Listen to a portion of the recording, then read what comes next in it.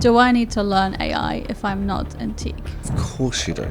AI is, without doubt, the most powerful tool humanity has ever created. It's going to become normal for you to use these AI tools to unlock capacity for growth, to free up your time. So you'll be 10x more productive and more effective than your peers. Do I really need AI right now if I'm a startup? If you want to compete, yes. And if you don't, it's going to be slower for you to go to market if you are not using artificial intelligence. You'll be irrelevant. Justin Flitter, AI expert, founder of NewZealand.AI. Teaching thousands of people about AI and what it can do to their businesses. He's been running roadshows all over New Zealand to help businesses adopt AI in their workplace. What you know from AI voice search and how businesses now could come up. We're already starting to see a decline in the share of search volume with Google. Pre-AI, it'll just give you a billion links. AI tool is automating that time-consuming, creating that blended search result. The capability for AI is doubling every 7 months. By 2030, AI systems are going to be able to complete tasks that take humans months to do. Don't need 100 customer service agents, they only need 40. So there's going to be this really rapid shift that will happen over the next kind of 3 to 5 years. Most companies in New Zealand are using AI, but the actual adoption of AI is much, much lower than we hoped. If you are not using artificial intelligence, you'll be irrelevant to your peers, to your employers, to your competitors. Can I actually make money just using ChatGPT without having any skills? That you could be. Quick one, Mina here. Thank you for watching this episode. I appreciate you. Thank you for all your support. One thing that you can do for me is to please hit the subscribe button below. I promise you that if you hit subscribe, I'm going to work hard to make sure that my episodes are really good, that will get better and better. So, do we have a deal? Okay, back to the episode. Justin, welcome to the podcast. Awesome. Thanks for having me. Welcome. It's fascinating to read up about your story and about how you ended up coming into the AI space, kind of leading the charge at some point as well with your AI roadshows and things. You're so passionate, you're so passionate about AI and you want the world to know how good it is, sharing the insights and the knowledge. You've been partnering with different organizations to get the message out to people in the regions. I want everyone, every business leader, every business owner to understand where, how and why to be leveraging AI. And yes, we have been leading the charge since 2017, running events and building community, sharing and showcasing the practical and responsible ways that people can be using this remarkable tech. The biggest question that seem to be asked at the moment is, do I need to learn AI if I'm not in tech? Of course you do. AI is, without doubt, the most powerful tool humanity has ever created. Every time you start a new task at work, think, how can I use AI to get this done faster or better than I could before? Mm-hmm. That way you start to build really strong habits around learning and integrating AI into every workflow. And before long, it's going to become normal for you to use these AI tools. Your capability, to unlock capacity for growth, to free up your time so that you can get more done, means that in a few months' time, you'll be 10x more productive and more effective than your peers. Can you break that down for us? Maybe take one common non-tech job. Maybe we can do... I don't know, like media. Everyone, meetings, right? Meetings. So how does that going to work? And if you're listening now thinking, I know the answer to that, you can skip that part. But for people who are still on the journey of discovering what AI is and how is it going to be able to help them and their business to 10x their business, or even 100x, 1000x their business, how is that really going to look like? We might have a one-person $1 billion company. Imagine that. Is it even possible? Of course it's possible. Okay, how? Using AI agents, having a digital workforce. There are people already who are using AI agent building platforms like N8N to automate the entire function of a marketing team. It's possible. For people who don't know, Anyway, we're segueing. For people who don't know what AI agents are, because that seems to be part of the way things are going, what is AI agents?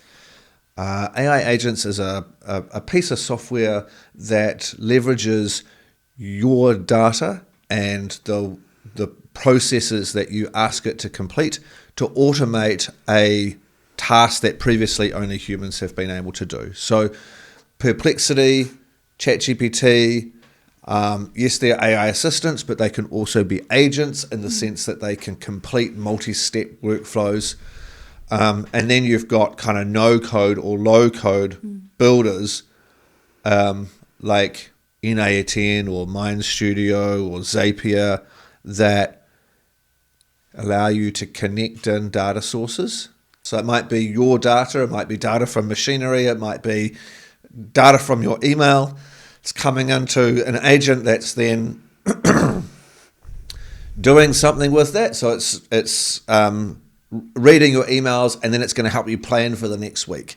And so it's then the output of that is going to be a to-do list or a task list, something like that previously only humans can do. So these agents now are going to become, digital colleagues that, people will have many of these digital workers doing tasks for them to free them up to do the things that AI is not that good at, the EQ, the relationship building, the hustle, going out and building partnerships. So when you say data, what does that really mean? What do people need to understand when you talk about data? Yeah, so data is not just what's sitting in your CRM or your financial records in spreadsheets. Data is what your email account, your file storage, any sort of information that you have that can help an AI system learn about you or contextualize or understand something to be able to produce some new content, to be able to do something with. So if we just sort of take a step back now, and you as one of the AI experts in New Zealand can tell me what is really coming to New Zealand, what has arrived here now, and what is to come, so that people have an idea of where is this technology, how is this technology going at the moment? So throughout New Zealand, most of the reports indicate that most companies in New Zealand are using AI in some way, which might be they're experimenting with ChatGPT, an AI assistant. But the actual adoption of AI is much, much lower than we hoped, and is certainly behind many other countries around the world. And by adoption, I mean actual integration into our workflows. So it's not just someone going, hey, could I muck around with ChatGPT to try and draft this email or do this report? It's actually integrated into everyday activity. And so that's where we really want to get to see the ROI and to be able to get that productivity uplift, that generate that capacity for growth, is we need that integration done. So we've got to start there. So most companies will start with an AI assistant like ChatGPT or look to an AI for business productivity tool like Google Gemini or Microsoft Copilot, which is integrated within those ecosystems. And so they provide a more secure place for people to be able to work and use company documents and customer data with AI within their tenancies. And so that's a really great place for people to start. And then we've got a growing industry of AI tech being built in New Zealand, AI for business tools that have been designed and made right here in New Zealand for SMBs, for enterprises that want to scale generative AI across their business securely. And the question I was thinking about now is like, how do people know what tool to use? There's so many tools out there now. That's pretty much the main question that I get asked all day, every day, is what tools should we be using and why? And so that's, we help people figure out what are the different use cases that they have, what's the technical capability within their business. Could you give me an example of a recent time that you've had a chat with somebody and maybe you've helped them sort of like the thinking process, the questions you've asked and the problem that they've had and then the solution that they've had to have?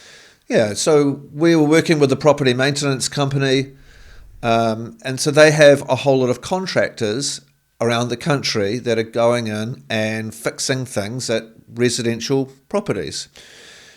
Those contractors have to remember to put the right job code on their invoice in order to get paid on time.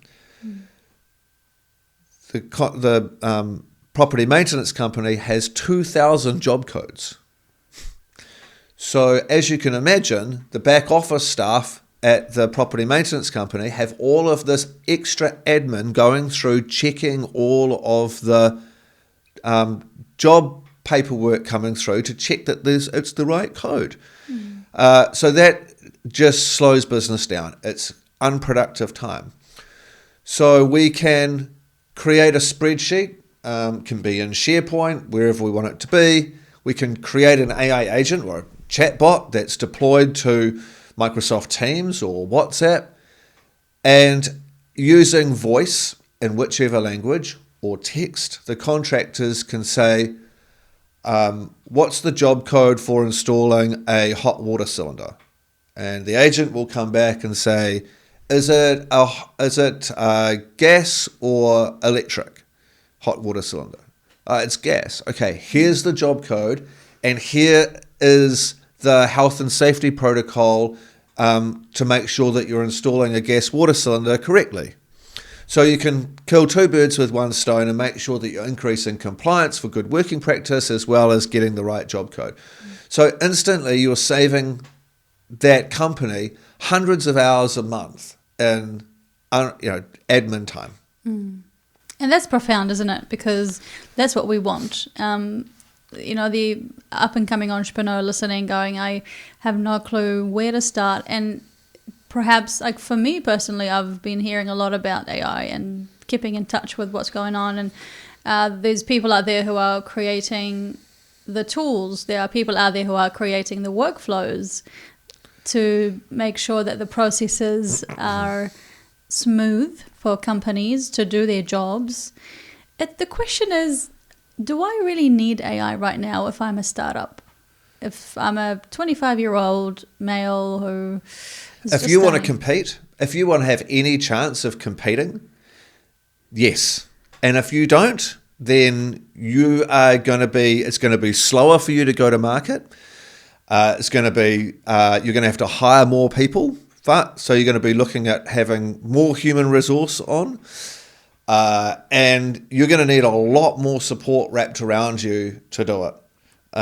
So it's going to be more expensive for you to grow your business than someone else coming in with exactly the same product or service using AI. They'll be able to do it for half the cost. They'll be able to grow exponentially more with the same amount of resource than you'll be able to do it. You just will not be able to compete without collaborating and working with AI. And I mean, that's a profound statement too. It's kind of an outstanding thing, because if you're not using the technology, then it's going to be very difficult for you to move ahead. That's what you're saying. Like, you will be left behind. You'll be irrelevant to anyone that's focused on growth if you are not using artificial intelligence. You'll be irrelevant to your peers, to your employers, to your competitors, because why would I go back? Why would I want someone? I mean, you're never going to go to an agency or hire an agency that says, no, we're not going to use AI. We'll do this from scratch. Like, of course you're not. No one's going to start a task from scratch. You use AI to accelerate you up to a point where you can make a decision and run faster. In terms of the practical advice on those who've never touched AI? If someone listening now going, I've never had anything to do with it, I don't know where to start. Love this question. Yes, especially people who, confused about the how, why, where, when of AI. We're talking about maybe the next generation. Even people in my generation have got no clue. Well, people in every generation. There are some people who Yeah. struggle with it. They think that AI is some crazy, complex thing that they have to become a prompt engineer to be able to use, which of course is just not true, right? The big difference with most of these AI tools compared to what we've had to learn in the past is, ChatGPT can teach you how to use ChatGPT, whereas Microsoft Outlook ain't teaching you how to use email, right? So someone's got to show you, you've got to learn. With ChatGPT, and the best thing to do for anyone who's new to these AI tools, and you can do this for free on any of the platforms, is go into ChatGPT and say, just write a prompt and say, you're an AI expert. I want you to help me figure out 2 obvious and 2 non-obvious ways that I can use AI in my work. Ask me 1 question at a time to figure it out, right? And so you're giving it a role, a task, an output, 1 question at a time. That's really cool. And just let it play out. And it will just take you through this journey of probably 2, 3, 4, 5 questions. And then it will come back to you with some good ways, right? And then just keep going. And so, okay, so how do I use it in my meetings? What's the best note taker? How do I manage my data privacy? How do I create tasks out of the action items in the meetings? How do I create a statement of work out of the information the client just shared with me in that meeting? How do I draft a proposal from the information that we just discussed with that potential new client? Let the AI tell you and collaborate with you to help you solve the problem. It's not about AI necessarily doing it all for you. It's about helping you get there faster. So we did talk about the different tools. People can use ChatGPT to practice all these things and type all these things up. There's Notebook LM or LLM. I don't know if it's LLM. Notebook LM is a fantastic tool. It's free. You can pay for it, but you get 50 sources for free. It's part of your Google suite. But there's like Gemini. There's all these other tools. Gemini is. Can you run me through the main ones? Yep. I was reading an article the other day, and it was a really nice article explaining those main ones and the differences. Yep. So I would like to, pass this on to the listeners and viewers, the main ones and their users, and give them a bit of a guidelines on how to use them. Okay. Starting with ChatGPT. So ChatGPT, free and paid option. Paid option with any of these programs is going to give you a greater degree of data privacy, i.e. there will be an option, or by default they will not use the information that you upload into those platforms to train the algorithm. They may use the chats or the conversations that you have with them. ChatGPT, just great all-purpose general AI assistant, incredibly powerful language models. You've got, TSB Bank is deploying ChatGPT Enterprise across some of their workers now. So if TSB Bank have gone through and done the due diligence around ChatGPT Enterprise, there will be guardrails within the usage of, not using customer data and things like that. But for a lot of everyday tasks, it'll be absolutely fantastic. So watch that little journey. Lots of different models, language models that OpenAI has, which makes it quite confusing for the general people to understand which model should I be using within. So you've got, 04 and 01 and 03 and da-da-da.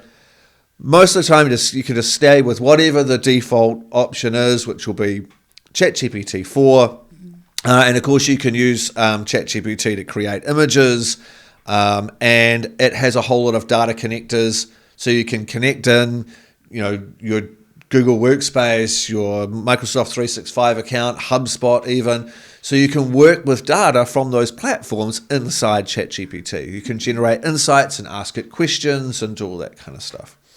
And it has the deep research functionality on paid accounts as well. So remarkably powerful tool.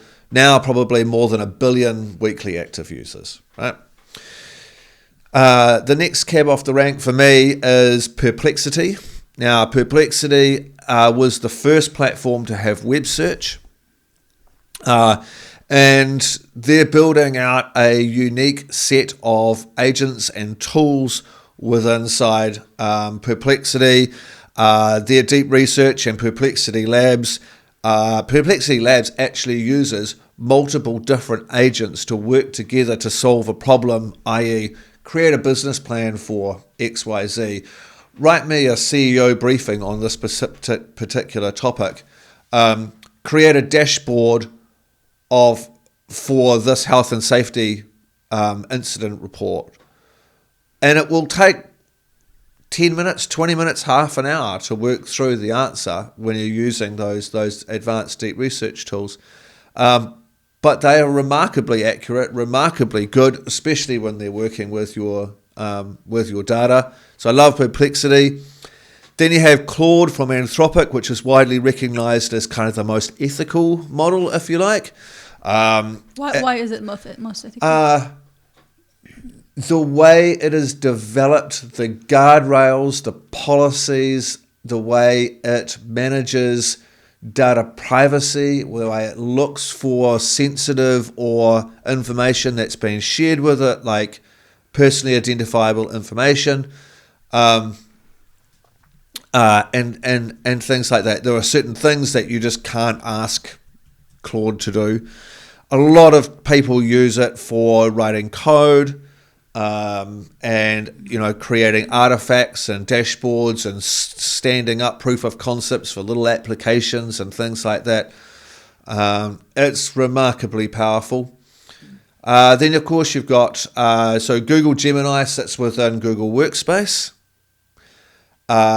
So you have the same data security protocols as you do within Google Workspace. It has a much bigger context window than many of the other large language models. So a context window is the size of the bucket of information that it can read in one interaction. So as an example, ChatGPT, if you upload a PDF into ChatGPT, PDF of like 1 million words, and you ask it to summarize, it might only read 30,000 or 300,000 words, a third of it, a proportion of that document, and it will fill in the gaps. Whereas Google Gemini will read every word, and so you'll get a much more accurate kind of response from that. So it's got a bigger context window. You've got NotebookLM, which is part of which uses Google Gemini as well, which is a fantastic research tool. Literally you can upload 20 research reports into NotebookLM and generate a mind map of that content in 30 seconds. And create a podcast with 2 people, AI people, talking about that content. And you can give it a framing and task and all that kind of stuff. But for someone that might have different learning styles, you want to hear it and take notes or, different ways of learning, that'll be really, really valuable. People might want to listen to a summary of all of the reports on AI adoption in New Zealand from the last 2 years, which I've got all of them, and just listen to a summary of that while you're walking the dog around the park. Those are the kind of, and of course Microsoft Copilot sits within Microsoft 365. It inherits the security protocols that you have within 365. It's integrated into Outlook, Teams, Word, Excel, PowerPoint. And so it's got some remarkably powerful and useful functionality. it's a tool in your toolbox. There will be times, and there are often times with clients that we work with, where the response complexity, the response accuracy, just requires an AI for business tool, something that's more able to deliver outputs in a more robust, trustworthy way or consistent way. And so you've got Copilot Studio that sits on top of that, where you can start building agents and integrating other data sources into those workflows as well. So I use all of them one way or another. All of them. All of them. I mean, I have to How do you keep know how to. I have to know how to, teach people and show people the differences with them during the workshops. But of course, I also wear many hats. So I'm not just running AI New Zealand. I help Elliot run TEDx Auckland. I'm on the board of Business Mentors New Zealand. I run New Zealand Tech Marketers Group, and so I'm living in lots of different tech ecosystems all the time. Can you tell me a little bit about what you know from AI voice search and AI search, and how businesses now could come up in AI search, and how you can... Well, we're already starting to see a decline in the share of search volume with Google, right? So it's now, for the first time in a long time, last report I read anyway, below 90%. Below 90%. It's still got like 88% of the search volume. But tools like ChatGPT and Perplexity are starting to chip away. More people are asking the AI agents or the AI assistants the questions that they would have previously asked Google. Now, so pre-AI, you ask Google, can you give me a template for a marketing strategy for a panel beater? And it'll just give you a billion links to other sites that you've got to go in and create a blended search result. So you go into all of these other sites and you kind of pick out all the best bits that are most useful, relevant, interesting to you, and you write those on a page, right? So the AI tool is automating that time-consuming and manual process of creating that blended search result. It's going out to the world and also leaning on its large language model, its training data, to then predict the next word in a sentence and write out what you want to be able to get. And so it's curating all of this information from multiple different sources in a fraction of, maybe 5 seconds, 10 seconds, that would have taken you 2 or 3 hours to do before. So if I'm a business and I'm a small to medium-sized business in New Zealand and I want more people to search for me, or I want to come up in the search results in AI and on ChatGPT. Yep. So go to ChatGPT and ask it a question that you hope a prospect would that you would come up in. Ask a question where the results should include your business, right? So what's the best bakery in Timaru, right? Now, and ask ChatGPT that question, right? Now, if your bakery does not show in that list, or you're on number 3 in that list, then go back to ChatGPT and say, hey, this is our bakery. Why did we not appear in that list? And ChatGPT will tell you. Now, then you can say, ChatGPT, can you read our website, http, and give me advice on what we need to do to improve our search ranking in ChatGPT? And it will tell you what to do. You can then print that out and take it to your web developer or your marketing person and go, make sure we've got structured snippets. Make sure we use, we've got our H1 refs and all of that kind of stuff all set up correctly. Make sure that in robots.txt we allow the crawlers from OpenAI and Claude and Perplexity and all of those different tools to read our website so that we come up in there. Maybe it's also looking at what content that we need to, what are the questions that people might ask that could discover our business and create more content that is going to expand the number of conversations on ChatGPT that we would be included in. That's really cool. That's a really good idea, isn't it? Have you tried that for your business? Of course I have. Okay. And hundreds of others. And what have you found? That the advice is practical and sensible, and like I've gone through this exercise. I've done it for our business.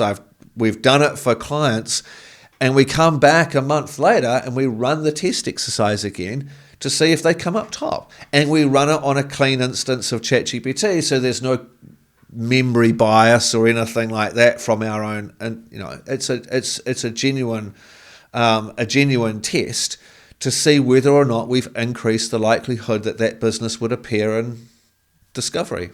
And the results? They always come up higher because you're giving it more information. And then that's really going to change the game for Google SEO, Google rankings, SEO search, right? Like, are these going to be irrelevant?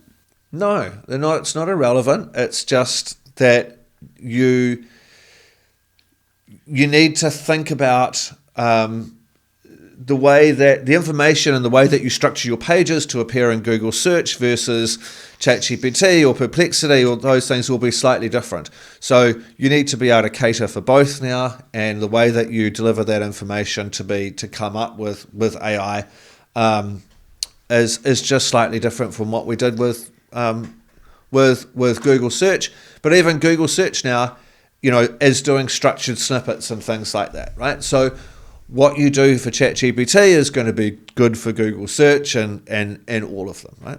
So what could a small business owner do, or an AI or a coach or a speaker or an entrepreneur? What can they do to show up on ChatGPT? What are apart from sorting out their website and adjusting those things, on the outside, what can they do? Think about the conversations or the topics that you want to be a part of. What's your domain knowledge? What's your expertise? Why does someone want to hire you? And it might be jump on Reddit and join some threads on Reddit, because Reddit ranks highly with a lot of these things. Look at what are the podcasts that you want to be on to build your brand authority, to build your domain authority, to connect with people that you can add value and support. Yep. Let's go back to Reddit and then to the podcast. How will Reddit help you and your business to show up in AI search on ChatGPT? Because Reddit is often used as a source of answers. People ask questions and get answers. And so and with upvoting, there is a degree of pre-filtering going on. It's telling the AI systems what people generally think is a good quality response. Quickly, AI is here and it's disrupting all of us, disrupting our work, our play, and our businesses. You either learn about it and know how to apply, or you get left behind. Simple as that. So my friends at Academy X are running 10-week masterclass called Disruptive Technologies. It is going to teach you how to use AI and tech to shape your future and to walk away with skills that you can use immediately at work. This is so important to stay ahead of the curve, something that we talk about a lot on the show. So why wait? Click the link in the description and sign up. The course begins August 19th. Okay, back to the episode. And in regards to podcasts, how will you going on a podcast and speaking will be able to help you be more discovered? How is that working in the background for people who don't understand? You're now audience. Look, you're now speaking on a podcast. I'm speaking on a podcast. I'm speaking at a conference this afternoon.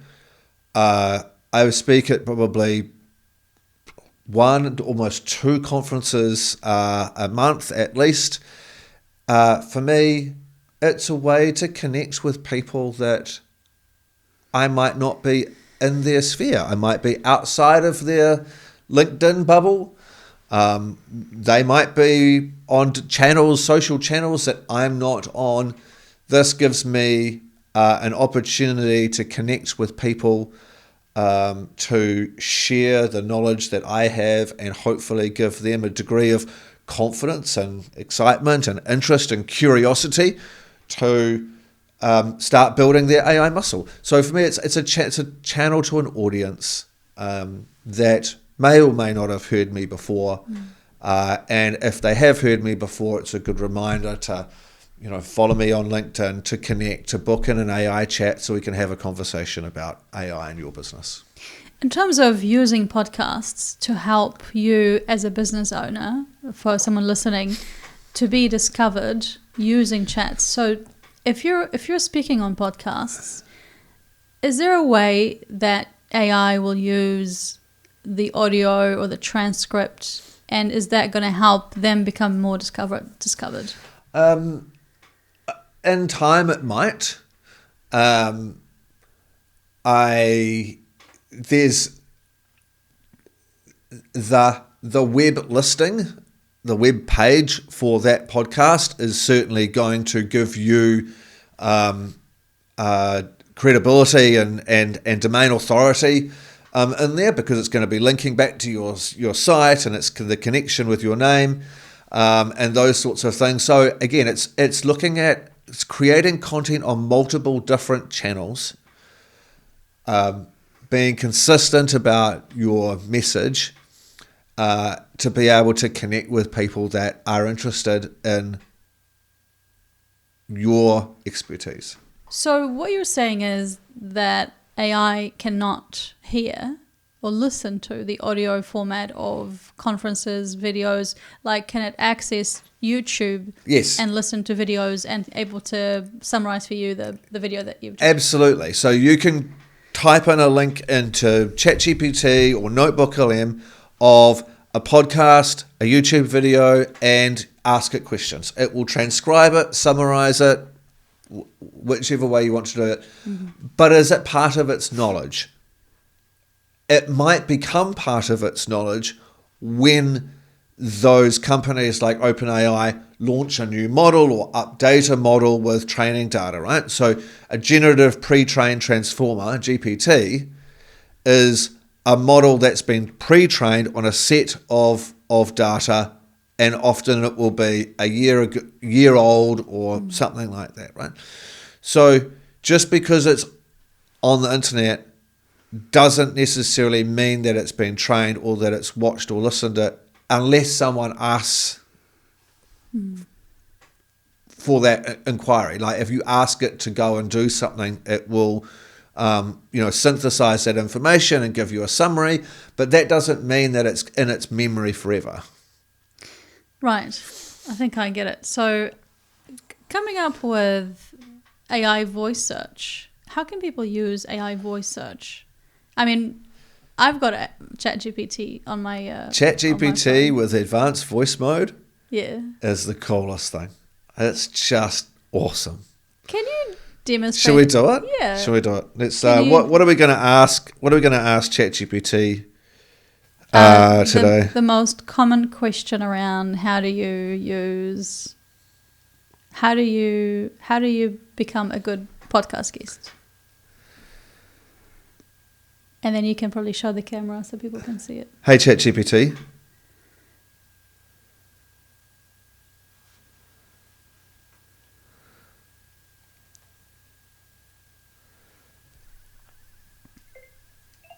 Hello. Oh, I got no connection. Oh yeah. Do you need internet? Hang on. Hello. Hey there, Justin. How's it going? What's on your mind today? Good. I'm sitting here as a guest on Mina's podcast. What's your best advice for me to be the best guest possible?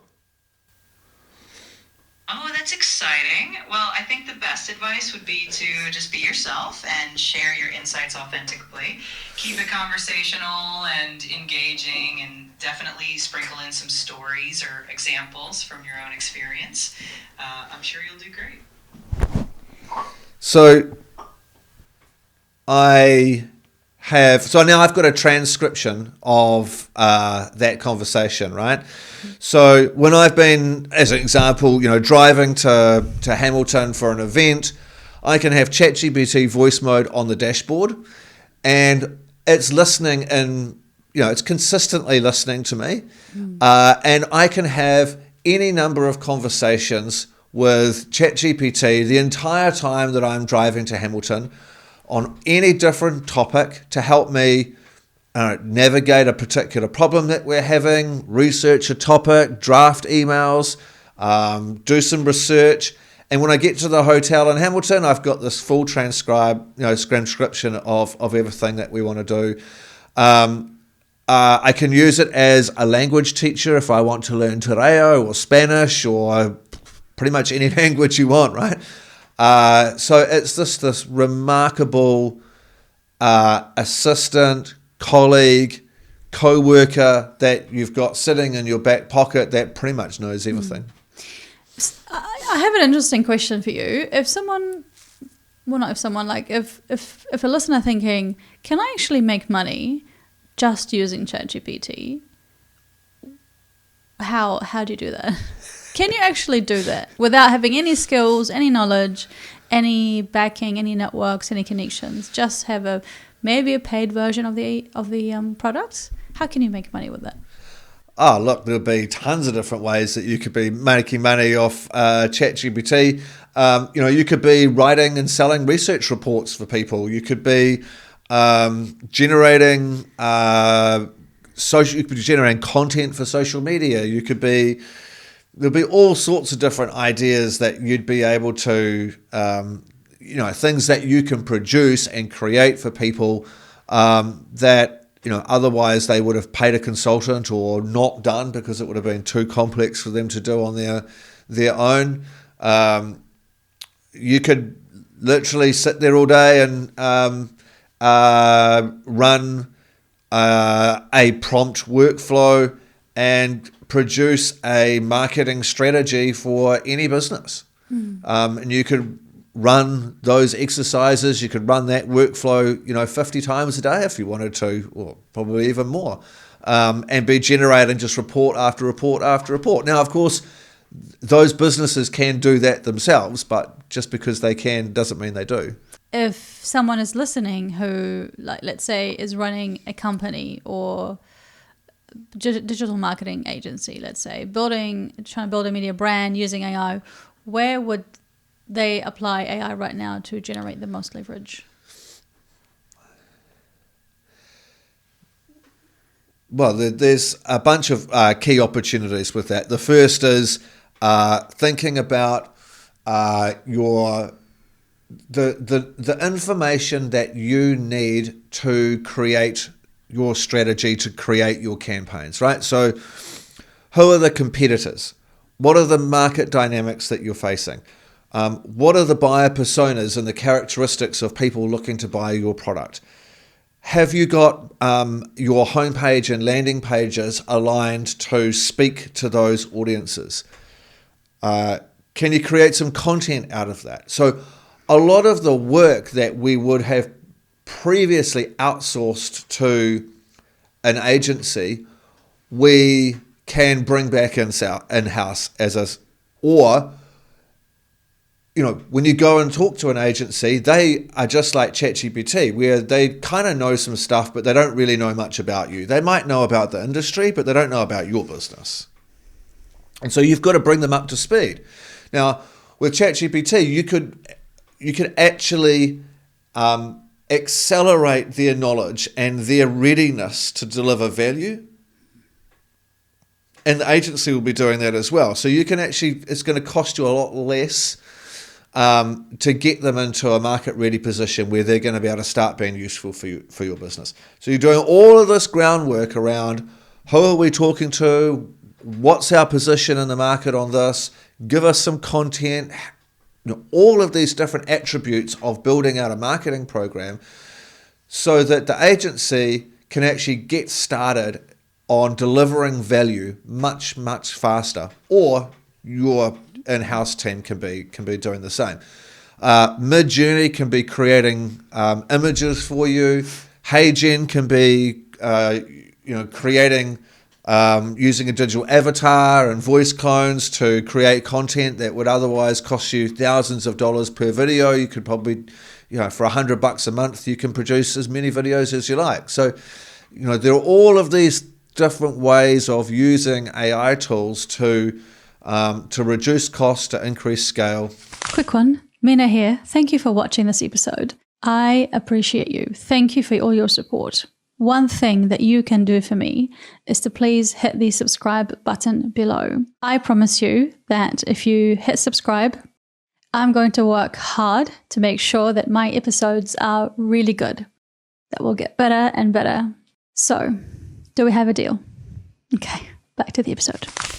In terms of AI workflows, having a process, we talked about that earlier, but in terms of having an AI workflow, asking an agent to think for you with some ideas, and then asking another agent to write something down, and then the other agent to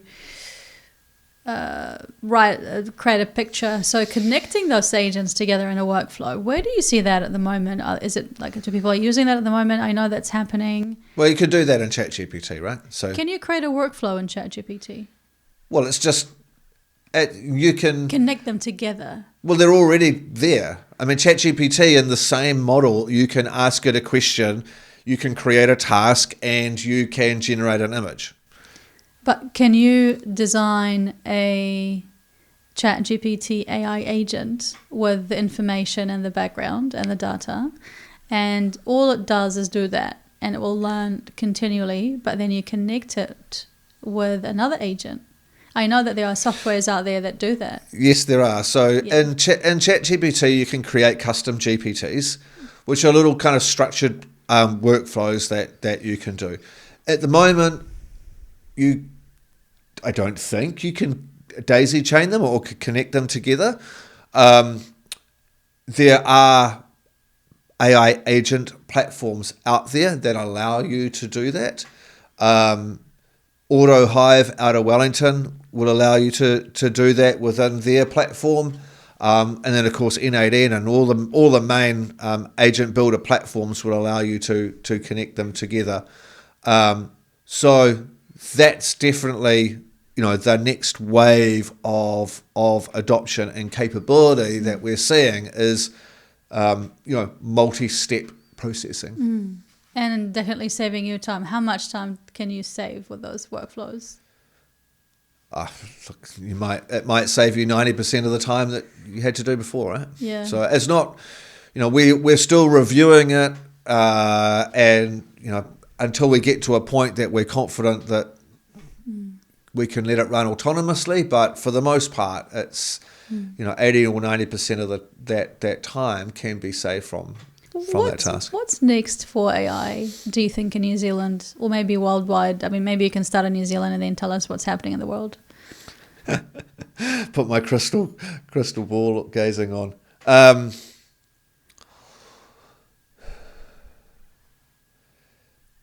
There's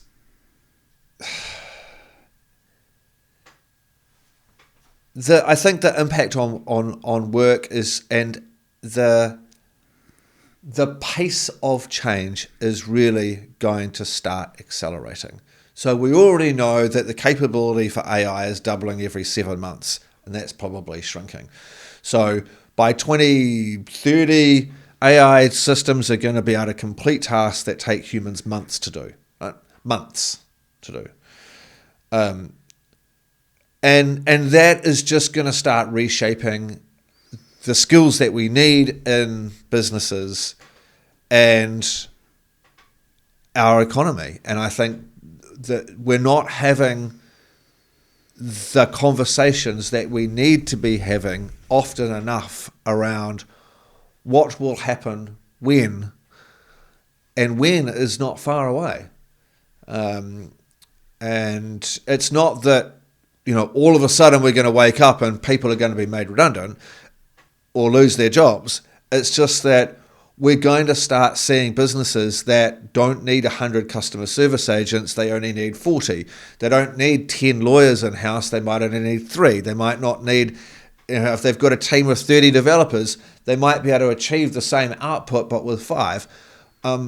However, businesses have never, grown by cutting costs like that. It's about unlocking capacity. And so, on one hand, there's going to be some industries where people will be made redundant for cost cutting and saving and efficiency gains and things like that.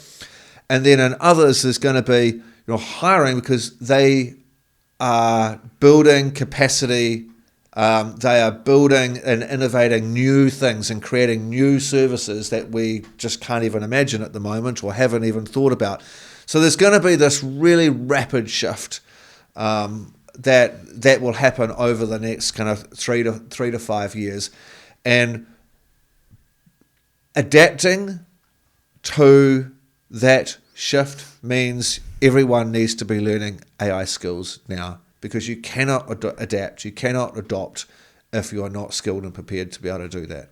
And so this is where we've had technological change many times before, but nothing as rapid as AI. And so what might have taken 20 or 30 years before is taking 5 to 10 now. And so I think that's going to be this biggest mind shift. Where the technology goes, robotics, self-driving cars, I think will just become everywhere, prolific. In 15, 20 years' time, I'd say everyone will have robots working in their house. I doubt my daughter will ever need to own a car or drive or get a license. Like, why? It's so risky for a human to drive. Why would an insurance company insure a human to a drive when a self-driving car almost never has an accident, and so the risk is much lower? I don't know. If I can use ChatGPT voice mode, and in most cases now, well, certainly much, much more, I'm dictating at home, in the office. So I'm talking to my devices all the time, and I can use voice-to-text transcription to write content a hell of a lot faster than I can type. So will we need to learn? Will we need keyboards? Will we need to learn to type in the future? I don't know. Probably not. I think whether it's my daughter's generation or the next, I think they'll look back before too long as keyboards like we did on Walkmans. Like, it'll just be like, you had to do what? You had to type that out manually? Like, really? So what jobs are going to be lost in the next 2 years? I don't necessarily think that there will be jobs that will be lost. I think that that companies will need less. Yeah. Maybe if I ask the question again, what jobs are going to be eliminated in the next 2 to 5 years? What jobs are going to be eliminated? Again, I don't know necessarily if there's going to be anything that will be like that a company won't necessarily. Oh, look, you could use an AI built-in AI agent platform now to automate the majority of your business function, whether it's your receptionist, your researcher, your strategy, your marketing team, your writing team. You could automate an awful lot of it now if you wanted to, but So will these jobs still be useful in the future, or will still be around, or will they be replaced completely and have one person dictate what they do, controlling all these AI agents? Potentially, yeah. Most businesses don't work like that, though. They still need people to go out and talk to people and build relationships and sell things. And, humans want to do business with people that they like and trust. So the EQ, the empathy, the contextualization, the understanding, the things that make humans uniquely humans, our creativity, businesses still need that. There are new problems to solve that the AI won't know how to solve. We're always going to need teachers. We always need lawyers because there's going to be new things to do. The way that teachers teach and the way kids learn is going to change, but it doesn't mean that the classroom isn't the best, way to conduct that.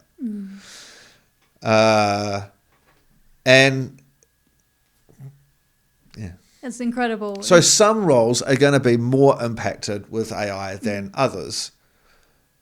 But even, thinking about a builder or a nurse or a primary school teacher, or a carpenter, there is so much of their day which is admin.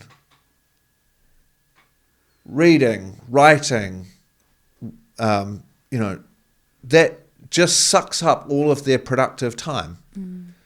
And if we could free up, if we could give teachers 5 or 10 hours and increase capacity every week, they'd enjoy going to class more often. They, would get more job satisfaction. And anything that we can do to be helping teachers make their lives a little bit easier with a bit of AI surely is a good thing. It's been really enlightening to talk about AI with you, Justin. Thank you very much for having me. Yeah, we could talk for more. We could. Yeah. Maybe we could do a 2.5-hour episode. We were just discussing the... I'd get ants in my pants. I'd have to be standing up. We'll have to have lots of breaks, lots of coffees. But it's been a real privilege to have you on, and thank you for your insights and knowledge. If people want to reach out and learn more about you and your journey, where can they go? Come and find me on LinkedIn or visit NewZealand.AI and book in an AI chat. Let's have a discussion around how we can help you and your business, use the tools. Okay, thank you.